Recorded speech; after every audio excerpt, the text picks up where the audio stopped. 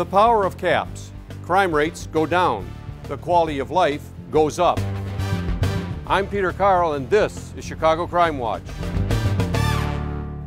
After a long and cold winter, residents in one police district are getting a jump start on spring cleaning with help from the Chicago Police Department and other city services. As they clean up the neighborhood, they're also cleaning up on crime. No more violence! No more violence! Children from sister schools Ortiz Dominguez and Gary Elementary in Little Village share their anti-violence message at the kickoff of Operation Spring Clean. The annual event coincides with the start of spring break for the Chicago Public Schools.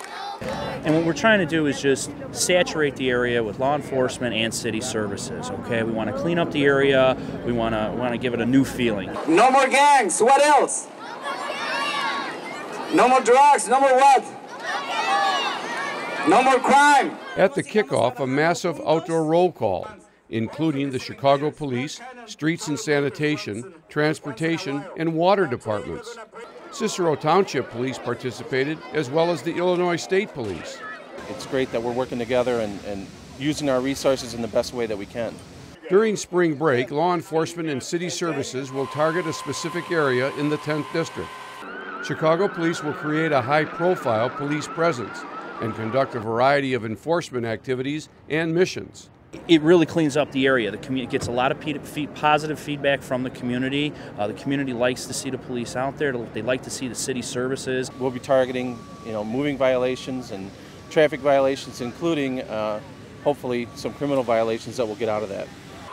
Besides law enforcement, city services will blitz the area, all part of an effort to tackle neighborhood conditions that breed crime, like abandoned buildings and vehicles, broken streetlights, and graffiti. Whether it's off a tree or off the front of a house, the graffiti target units will be sweeping the area, blasting or painting over gang markings. A huge complaint from citizens is the gang graffiti in the areas. We come out here, the graffiti blasters come out, blast the graffiti. It's complete positive feedback from the community. One area hit hard by graffiti is the Ortiz Dominguez Gary School campus. The school sits in the middle of a dividing line between two gangs. Gary School Principal Alberto Juarez says cleaning up the building helps motivate the kids. I think that if we can project a clean environment, a clean, facade, that motivates the students to want to come. We've actually had our student body comment that, we don't like coming to an ugly school. I mean, academics is great. However, when you walk into the appearance of the school itself makes a big difference. Trees are also getting spruced up. Workers from forestry will be out trimming branches. 22nd Ward Alderman Ricardo Munoz says it's a big encouragement for a block when they see city services working on their street. Department of Forestry was out here on the 3200 block of Lawndale just this week trimming the trees, doing a block trim. Because, the trims get large and then they're around the lights and it gets dark. But the fact that they did that now prompted the neighbors to call the office and say, hey, we want to do a cleanup. We want to keep the street clean. We want to take ownership of our block. One way to control crime on the street is for neighbors to be active and work together. For Rita Flores, a mother of 7, and the LSC president for Gary School, Operation Spring Break Clean is a perfect get the ball rolling. It helps to impute the community to get more together, and in so many ways help. So many ways. That way the community knows that they really care. They're here because they care for our safety, and that way we could work together much better. The students are taking a stance that we don't want the gangbangers and anyone who's doing bad things in our community to win over. We want to take that strong stance, and hopefully in collaboration with all of these agencies, both city, state, and Cicero Township, we can all join forces and make this a better community. While the Spring Break Clean is a week-long initiative, residents are encouraged to take part in other city cleanup activities scheduled throughout the summer.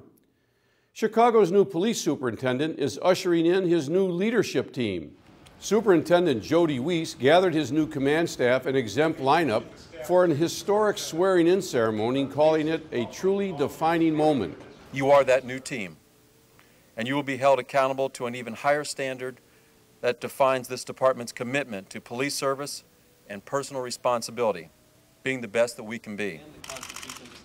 21 of the city's 25 commanders have been replaced. There are 3 new chiefs. Thomas Byrne is Chief of Detectives, Tina Scahill is Chief of Internal Affairs, and Lynette Helm is Chief of CAPS. This is the greatest city. We don't let things get in our way. We keep moving forward and we keep making that partnership strong and not letting anything destroy that. One of the things that I want to do is get out to the community, because just like we depend on the community to help us find criminals out in the communities, you know, the gangbangers, the drug dealers, etc. We also need their assistance in identifying officers, corrupt officers. This is the real deal, and we plan on making changes and having a better department with better cooperation and better contact with the citizens, and we're going to make it work. In the months to come, we'll be introducing you to the men and women who make up the new leadership team of the Chicago Police Department. It looks like the first station at a military boot camp. Electric clippers shaving away locks of hair all the way down to the scalp. But this is actually the police department's training academy, and the extreme haircuts are for a good cause. The event is called St. Baldrick's, a way to raise money for kids with cancer. This is my granddaughter, Reese Bauman. She's one of the reasons we're here at St. Baldrick's, getting our hair shaved. Reese was diagnosed with retinoblastoma, which is a cancer of the eyes, when she was 4 months old.